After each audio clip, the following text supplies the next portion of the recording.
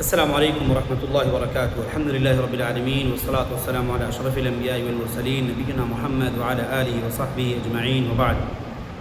اللهم انفعنا بما علمتنا وعلمنا ما ينفعنا وزدنا علما وعملا وهدى وتقا یا کریم اللهم آمین. سامعین کرام، گزشتہ درس میں بات ہوئی تھی ہماری کہ موجودہ چیزیں جن کی وجہ سے روزہ ٹوٹ جاتا ہے، کل ان کا ذکر ہوا، اور آج انشاءاللہ بات کریں گے کچھ ایسی چیزیں جو روزہ ٹوٹنے کا سبب نہیں بنتی ہیں. نمبر 1، ایئر ڈراپس، کان کے اندر دوا ڈالنا.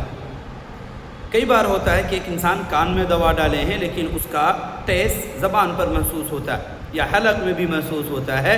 چونکہ کان ایک ایسی جگہ ہے جو ڈائریکٹ معدے تک یا پیٹ تک جانے کے لیے راستہ ڈائریکٹ نہیں ہے. اس وجہ سے گرچہ ایک انسان کان میں ڈراپ ڈال رہے ہوں، دوا ڈال رہے ہوں، اور اس کا اثر حلق یا منہ میں محسوس ہو رہا ہو، لیکن یہ روزہ ٹوٹنے کا سبب نہیں بنے گا. سیم یہی معاملہ ہے آئی ڈراپس، آنکھ کے اندر قطرے ڈالنا، دوا ڈالنا. چونکہ یہاں بھی ایسے ہی محسوس ہوتا ہے، لہذا اس کی وجہ سے روزہ متاثر نہیں ہوگا. کچھ ٹکیے ہوتے ہیں. تیسری چیز، کچھ ٹکیے یا کچھ کیپسول وغیرہ جو دانت کے نیچے دبائے جاتے ہیں یا زبان کے نیچے اس کو رکھا جاتا ہے. جیسے خاص طور سے اللہ محفوظ رکھے، دانت درد وغیرہ کے اندر لونگ وغیرہ کو ڈالے رکھنا، یا اسی طرح سے کچھ دوائیں ہیں جو دانت کے نیچے سے دبا کر کے رکھتے ہیں، یا ایسے ہی کبھی کبھار زبان کے نیچے والے حصے میں رکھا جاتا ہے. تو ان چیزوں کے اندر دو صورتیں. اکثر ایسا ہوتا ہے کہ یہ جو ٹکیے ہوتے ہیں یا جو کیپسول یا کچھ دوائیں ہوتی ہیں عموماً دل کی بیماریوں کے لیے استعمال ہوتا ہے. جو لوگ دل کے بیمار کے شکار ہوتے ہیں ان میں اکثر یہ چیزیں ہوتی ہیں. تو جو چیز زبان کے نیچے ہو یا دانت کے نیچے ہو، اگر وہ پگھل کر آپ کے لعاب میں نہ مل رہی ہو اور آپ اس کو نگل نہیں رہے ہوں، تو اسی صورت میں وہ کھانے پینے کے حکم میں نہیں ہوگا. اس کی وجہ سے روزے کے اوپر کوئی اثر نہیں پڑے گا.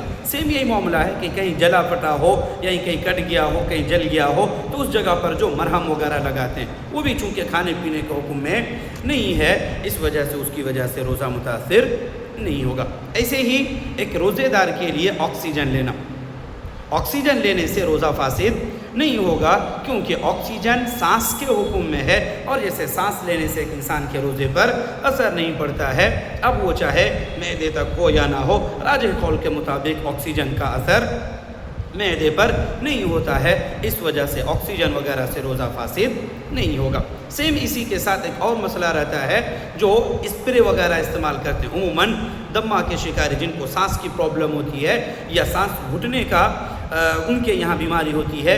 اس بیماری کے اندر وہ لوگ اسپرے وغیرہ کا استعمال کرتے ہیں، تو اس اسپرے کے استعمال سے بھی روزہ فاسد نہیں ہوگا. لیکن اگر اس بیماری سے علاج کے لیے ایک انسان اگر کیپسول رکھے اور کیپسول وغیرہ کا استعمال کیا جائے، اور وہ کیپسول پگھلنے والے ہوں اور پگھل کر چونکہ لعاب میں ملتے ہیں، اس وجہ سے وہ پینے کے یا کھانے کے حکم میں ہوں گے اور ان کی وجہ سے روزہ ٹوٹ جائے گا. ایسے ہی دوربین وغیرہ کے ذریعے سے کبھی پائپ وغیرہ استعمال کیے جاتے ہیں، ناک کے راستے سے ہو، منہ کے راستے سے ہو، یا حتیٰ کہ سرین کے راستے سے بھی ہو. ان جگہوں سے ایک انسان پیٹ کے اندرونی چیزوں کو دیکھتے ہیں اور ان کی بیماریوں کا چیک اپ کرتے ہیں. اگر ان چیزوں کے اندر، ان پائپ وغیرہ کے اندر اگر کھانے پینے یا غذائی مواد نہیں ہیں، تو ان چیزوں سے اگر غذائی مواد ان کے اندر شامل کیے گئے ہیں تو اس کی وجہ سے روزہ متاثر ہوگا، روزہ ٹوٹ جائے گا.